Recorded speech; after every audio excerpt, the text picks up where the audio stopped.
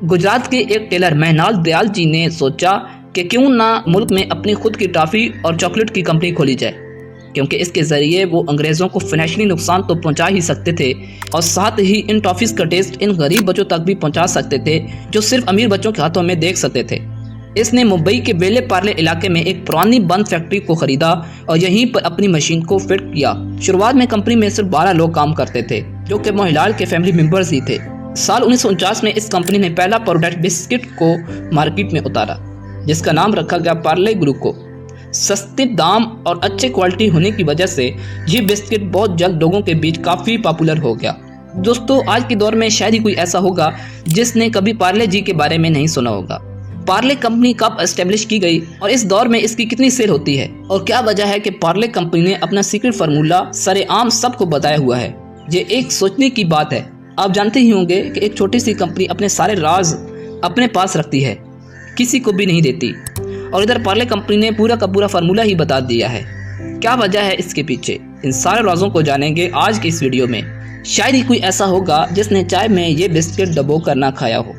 और हाँ, कमाल की बात तो ये है कि जितना लगाव आपको इस बिस्किट से है तो इतना ही हमारे मम्मी पापा और दादा दादी को भी है। यही वजह है कि ब्रिटिश राज में जब बिस्किट खाना हमारे लिए एक सुनहरे सपने से ज़्यादा कुछ भी नहीं था, लेकिन इधर बड़े बड़े अंग्रेज़ी अफसर सुबह और शाम की चाय की चुस्कियों के साथ में एंजॉय किया करते थे। जल्द ही ये बिस्किट हमारे राजा महाराजा और कुछ अमीर लोगों के घरों तक भी पहुंच गए, लेकिन इनकी कीमत इतना ज़्यादा थी कि मिडिल क्लास या गरीब लोग इसे खरीदने के बारे में सोचने से भी कतराते थे। उन्होंने सोच लिया था कि आम लोगों के लिए भी अपने ही मुल्क में ये कैंडी बनाएंगे, लेकिन यहाँ पर सबसे बड़ा सवाल था कि इन टॉफ़ीज़ को बनाएं कैसे, क्योंकि इस टाइम इस मुल्क में कोई भी ऐसा रिसोर्स अवेलेबल नहीं था जहाँ से वो इसे बनाने का तरीका सीख सके। इसलिए मोहनलाल दयाल ने एक बहुत बड़ा फैसला लिया और इस काम को सीखने के लिए 1929 में जर्मनी चले गए। कुछ वक्त तक वहाँ उन्होंने टॉफ़ी मेकिंग का काम सीखा और जब अपने वतन वापस आने लगे तो अपने साथ एक टॉफ़ी बनाने वाली मशीन भी लेकर आए। उन्होंने मुंबई के पास अस्तदला पार्ला में एक पुरानी फैक्ट्री खरीदी। कंपनी के पास शुरुआत में सिर्फ 12 लोग काम करते थे और ये सब मोहनलाल दयाल के फैमिली मेंबर्स ही थे। इन सब ने मिलकर दिन रात एक किए और पुरानी सी इस फैक्ट्री को एक नया रूप दिया। हर कोई कंपनी को मजबूत बनाने के लिए इतना मसरूफ़ हो गया था कि उन्होंने ये भी नहीं सोचा कि आखिर इसका नाम क्या रखा जाए। जब कोई भी नाम समझ में नहीं आया तो आखिर में कंपनी का नाम उस जगह के नाम पर रखा गया जहाँ से उसकी शुरुआत हुई थी। कंपनी पार्ला में खोली गई थी, इसलिए इसका नाम थोड़े बदलाव के साथ पार्ले रखा गया। उसके बाद फैक्ट्री में सबसे पहले एक कैंडी को बनाया गया। यह कैंडी काफ़ी पसंद की गई और थोड़े ही वक्त में पार्ले ने कई और भी कैंडी बनाई। अंग्रेज़ अपनी चाय के साथ बिस्किट खाया करते थे, मगर यह भी सिर्फ अमीरों तक ही था। इसलिए मोहनलाल दयाल ने सोचा कि क्यों ना कैंडी की तरह बिस्किट ही अपने ही वतन में बनाया जाए। इसके बाद 1939 में उन्होंने शुरुआत की पार्ले ग्लूको की। गेहूं से बनाए गए बिस्किट इतने कम दाम के थे कि एक आम आदमी भी इसे खरीद सकता था। इसकी सिर्फ प्राइस ही कम नहीं थी, बल्कि इसकी क्वालिटी भी बहुत अच्छी थी। देखते ही देखते आम लोगों के बीच ये काफ़ी पसंद आने लगा और आहिस्ता आहिस्ता पार्ले ग्लूको को ब्रिटिश लोग भी पसंद करने लगे। पार्ले ग्लूको इतनी तेज़ी से आगे बढ़ा कि मार्केट में मौजूद ब्रिटिश ब्रांड के बिस्किट पीछे होने लगे। सेकेंड वर्ल्ड वॉर ख़त्म होने तक पार्ले ग्लूको एक काफ़ी बड़ा ब्रांड बन चुका था। हालांकि ग्लूको को अपना प्रोडक्शन बंद करना पड़ा। ऐसा नहीं था कि कंपनी घाटे में चल रही थी या उसके पास प्रोडक्शन के लिए पैसा नहीं था। प्रोडक्शन बंद करने की असल वजह यह थी कि मुल्क में गेहूं की कमी बन गई। जैसे ही भारत और पाकिस्तान 1947 में अंग्रेज़ों से आज़ाद हुए और मुमलिकत का क़याम हुआ तो ये कमी और बढ़ गई। पार्ले कंपनी को रॉ मटेरियल नहीं मिल पा रहा था कि वो प्रोडक्शन जारी रख पाए। ऐसे में कुछ वक्त के लिए उन्हें अपना पूरा प्रोडक्शन रोकना पड़ा। प्रोडक्शन रोकने के कुछ वक्त ही बाद लोगों को पार्ले ग्लूको की कमी सताने लगी। कंपनी को भी इसका एहसास हुआ। कंपनी ने यह वादा किया जैसे ही हालात कुछ बेहतर होंगे वो प्रोडक्शन फिर से शुरू कर देंगे। 1982 वो साल था जब पार्ले ग्लूको का नाम बदलकर इसका नाम पार्ले जी कर दिया गया। कंपनी का नाम बदलने का कोई इरादा नहीं था, मगर इन्हें यह मजबूरन करना पड़ा। ग्लूको लफ्ज़ ग्लूकोज से बना था। पार्ले के पास उसका कोई कॉपीराइट नहीं था, इसलिए कोई भी इसे इस्तेमाल कर सकता था। इस चीज़ का फ़ायदा इन बिस्किट ब्रांड ने उठाया जो अभी तक पार्ले ग्लूको के पीछे चल रहे थे। देखते ही देखते मार्केट में बहुत सारे ग्लूको बिस्किट आ गए। हर कोई अपने बिस्किट के नाम के पीछे ग्लूचो या ग्लूकोजे का नाम इस्तेमाल करने लगा। इसी वजह से लोग पार्ले ग्लूको और बाकी बिस्किट के बीच में फंस गए। इसकी वजह से पार्ले ग्लूको की सेल पर काफ़ी असर पड़ा।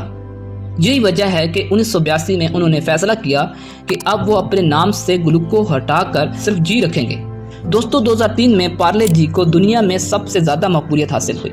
साल 2012 तक पार्ले 40 लाख दुकानों के जरिए अपनी प्रोडक्ट को बेचा करता था और 2013 में पार्ले जी का नेटवर्थ 5000 करोड़ से भी ज़्यादा हो गया।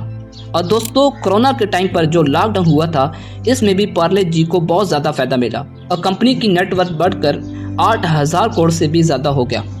आज पार्ले जी वर्ल्ड का लार्जेस्ट सेलिंग बिस्किट ब्रांड है जो हर महीने 1 अरब बिस्किट के पैकेट्स बनाता है और हर एक सेल्स इतनी ज़्यादा बढ़ गई थी कि कंपनी इतने बिस्किट बना ही नहीं पा रही थी।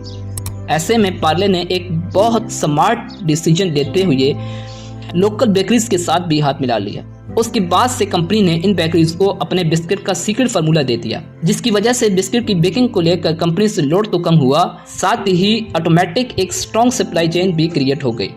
क्योंकि जिस दुकान से पार्ले बिस्किट ख़त्म होते थे वहां उनके नियरेस्ट बेकरी से फ़ौरन ही नए पैकेट्स पहुंचा दिए जाते थे। इन बिस्किट्स की डिमांड जिस तेज़ी से इंक्रीज़ हो रही थी, इनकी जगह कोई दूसरी कंपनी होती तो पहला काम यही करती कि सबसे पहले अपने प्रोडक्ट की प्राइस को बढ़ा देती, लेकिन पार्ले जी ने ऐसा नहीं किया। आज से 85 साल पहले ही अपने दौर का सबसे सस्ता बिस्किट था और आज भी सबसे सस्ता ही है। दोस्तों असल में पार्ले जी के बिस्किट की प्राइस तो बढ़ ही रही है, लेकिन पार्ले जी कंपनी इस तरीके से बढ़ाती है कि कस्टमर्स को इसका एहसास ही नहीं होता। एक्चुअली में कंपनी बहुत अच्छे से समझती है कि कस्टमर को एक्स्ट्रा पैसे देना बिल्कुल पसंद नहीं है, क्योंकि एक बार जब उन्होंने अपने बिस्किट पर सिर्फ 50 पैसे बढ़ाए थे तो उनकी सेल भी कम होने लगी थी और लोगों ने भी इसके खिलाफ आवाज़ उठाई। ऐसे में पार्ले जी के मैनेजमेंट टीम ने ये डिसाइड किया कि वो बिस्किट के प्राइस को नहीं बढ़ाएंगे बल्कि उसके क्वांटिटी को कम करते जाएंगे। इसलिए पहले जहां 4 रुपए में पार्ले जी के 100 ग्राम का पैकेट मिल जाता था, वही आज 5 रुपए में सिर्फ 55 ग्राम का ही मिलता है। दोस्तों देखा जाए तो पार्ले जी कंपनी का बिस्किट मुल्क के हर छोटी बड़ी दुकान से मिल जाता है। पार्ले जी की इसी स्ट्रॉन्ग डिस्ट्रीब्यूशन की वजह से जब भी कंपनी किसी नई प्रोडक्ट को लॉन्च करती है तो फिर उसे भी मार्केट में काफ़ी तेज़ी से पहुँचा देती है। इस तरह से बिना ज़्यादा मेहनत किए इस नए प्रोडक्ट को भी एक्सपोज मिलने लगता है और इसके ज़रिए कंपनी की खूब कमाई होती है। दोस्तों पार्ले जी को यूके, कनाडा, ऑस्ट्रेलिया और कई सारी ऐसी कंट्रीज़ हैं जहां पार्ले जी को बहुत ज़्यादा पसंद किया जाता है और तो और कई सारे मुल्कों में इसके मैन्युफैक्चरिंग यूनिट्स भी हैं। आप में से किस किस ने पार्ले जी का बिस्किट खाया हुआ है कमेंट सेक्शन में लाजमी बताएं। मिलते हैं अगली एक नई वीडियो के साथ, तब तक के लिए अल्लाह हाफिज़।